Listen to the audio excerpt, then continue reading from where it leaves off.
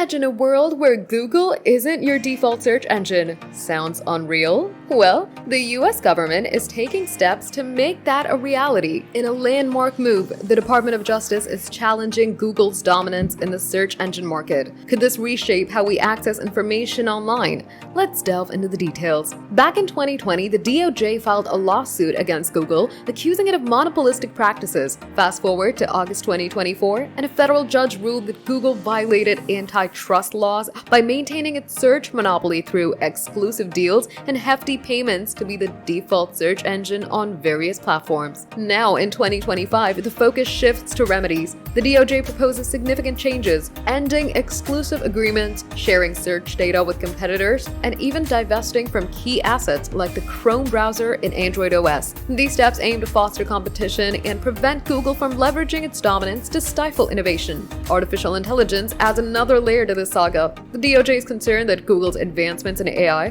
particularly with its Gemini platform, could further entrench its monopoly. There is a push to ensure that AI doesn't become another tool for maintaining dominance. This case isn't just about Google, it's about the future of the internet. A decision to break up or limit Google's operations could set a precedent for other tech giants and redefine competition. What do you think? Should Google be reined in, or is it its dominance a result of superior service? Share your thoughts in the comments below.